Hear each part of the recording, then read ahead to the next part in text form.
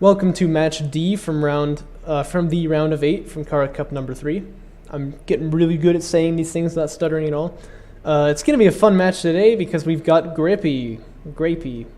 I don't know how to pronounce his name, but he's a really good player. We haven't seen him for a long time, but he used to play back in the days of the good old Artifact Cup. One of the really great coalition players in the game, like he, Discara, and Garmulator, and A-Game because he can do whatever he wants, but whatever. We're kind of like the coalition core, you know, they were the best ones at it. So it's going to be really exciting to see what he does here, but I have not really seen Greippi play too much, so I'm not totally sure what his playstyle is going to be. It's a bit of a mystery for me, so that'll be exciting to watch.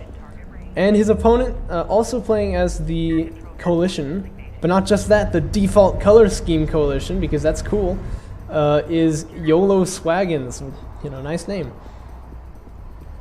You only live once, better try something fun, right? Let me tell you, in this tournament you live twice, actually. So that means you can try something even more crazy. Anyway, Greippi, of course, the white and black coalition player here, and YoloSwaggins, like I said, the default colors, the yellow and kind of dark gray coalition. Sometimes I forget that that's the default colors. They seem kind of, I don't know. It seems like whenever there's like a coalition of something, it's always got to be like yellow. Like the original Command and Conquer, the GDA, you know, they're like yellow. Same as like Red Alert when you play the Ants missions and you play as them. All your teammates in Homeworld, they're always yellow. Just like conglomerate forces are yellow for some reason. I don't know. I don't know what's up with that. The base runners are going to have a little convention here in the middle.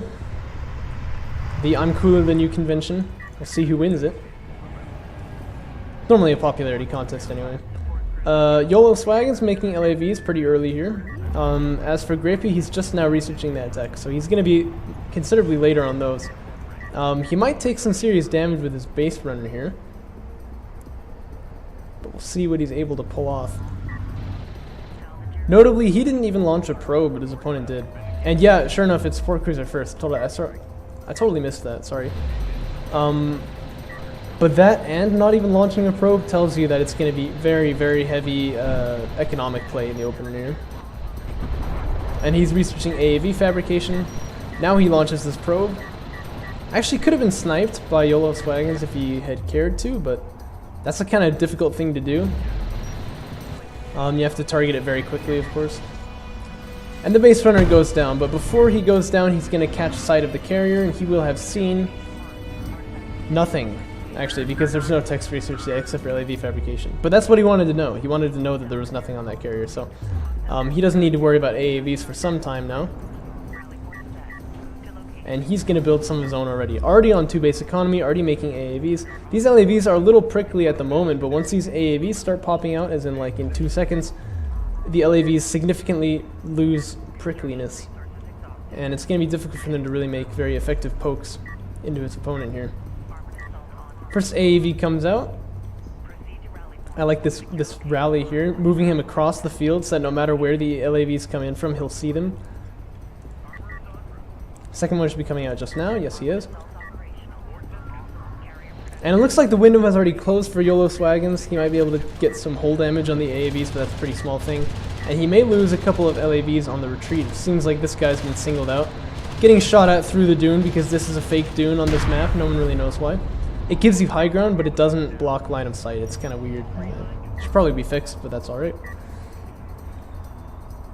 We've known about that bug for some time now, so it's nothing particularly new. Some LAV upgrades coming in from YoloSwaggins. He's going for railgun fabrication. Gotta say I agree with that one.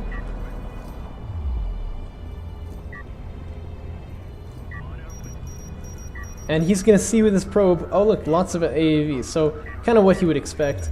Nothing particularly new there.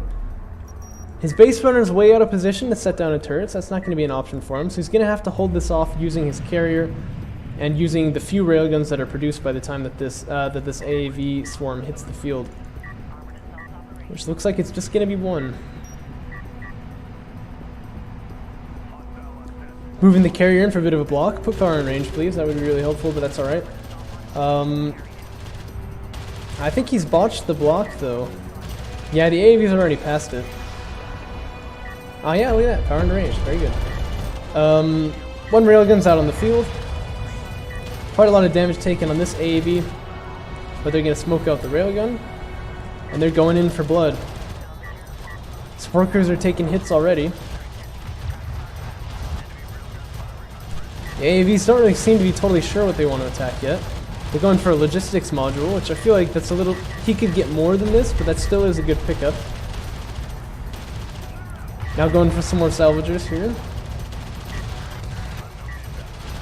But having a lot of trouble putting damage down on the salvagers because of the support crews there. However, other AAVs are coming in from this side now, attacking that base runner a little bit as well. They're probably going to get a second logistics module, but... And they've denied some mining as well, but I feel like that was a little bit underwhelming. Oh, beautiful smoke right there. Because what he's done here is he said, like, not only am I holding your soldiers off of the second base, but they can't even move in because your railguns can't shoot at me through this smoke here. Looks like YoloSwaggins pretty good with the spread, though. He's got one over here, he's got two over here, so it's more difficult to smoke them off than it would be otherwise. This salvager just saying, like, please don't kill me. I deserve to live.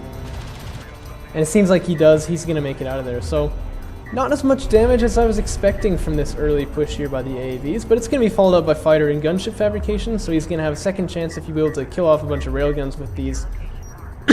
Whoa, excuse me, with the air tech switch.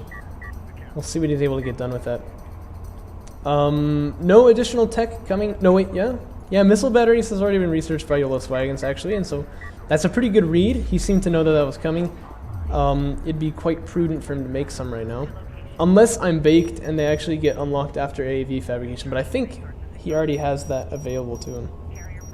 And he's actually going for fighter and gunship fabrication as well, which is quite interesting. He's got a nice little backstab here, poking into the support cruiser. You remember in the game with Garmulator and Discara, you saw that actually not being able to kill the support cruiser is not actually the worst thing in the world, because the damage that you've done on it is actually going to be kept most likely. Unless he moves another support cruiser to help it, in which case he loses a lot of economy. So that's actually already good enough, I'd say, for these LAVs. And that's good because they're definitely going to die now. Don't really see any way that they can get out of this one. It's a very upgraded units there. Yeah, look at that. He's got armor upgrades 3 on the AAVs there, so... Well done by Discara getting those upgrades out fast.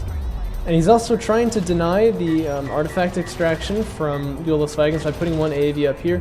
One more artifact did extract, but I imagine that will be the last one. Now he's got 3... Actually, he's already got 5 strike fighters. He's got more being produced already, so... These are going to be risky times now for YoloSwaggins, and he'll be wishing he had just made those missile batteries rather than going for an air switch here. One railgun sniped already.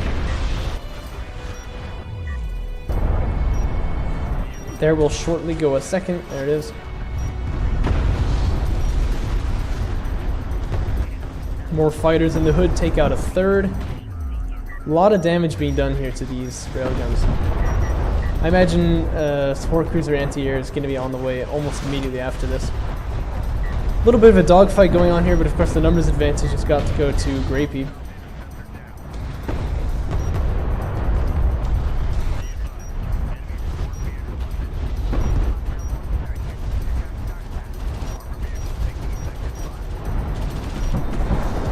And the AAVs are coming in for push as well because all those railguns are gone now. He stands still as one strike fighter perhaps, but it may not get focused, yeah. Very difficult, of course, to focus fire these air fights. Oh yeah, it does go down, hey. Nice pick there by YoloSwaggins, and this time the carrier block is pretty good. It's going to have to be better than good to stop this because there's nothing to stop these AAVs now. They're moving in on this support cruiser. Looks like this will certainly go down, excuse me. And things are really looking pretty stringy now for YoloSwaggins.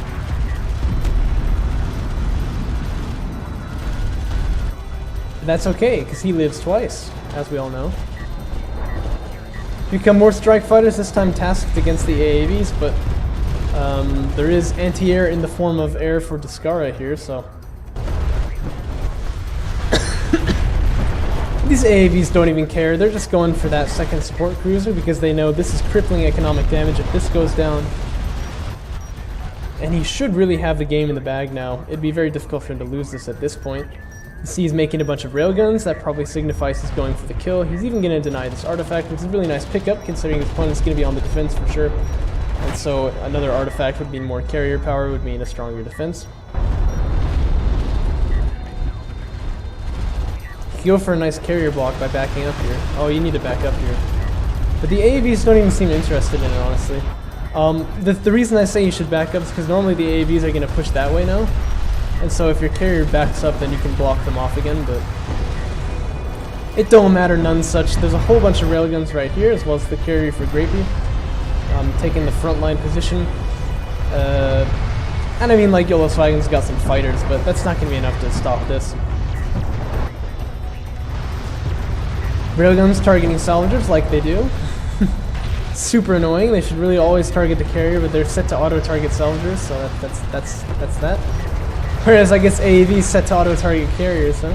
Seems a little backwards, but who am I to judge? The carriers are bonding now, sliding through one another. Always a beautiful moment. And that is going to be the end of YoloSwaggins. The carrier ram enough to blow his opponent up without taking any damage himself. Well, I mean, I guess he took 75, but that's not particularly significant. Pretty much a rollover. I mean, not like amazingly imbalanced, but Greippi's one of the best players in the game. You know, that was kind of expected.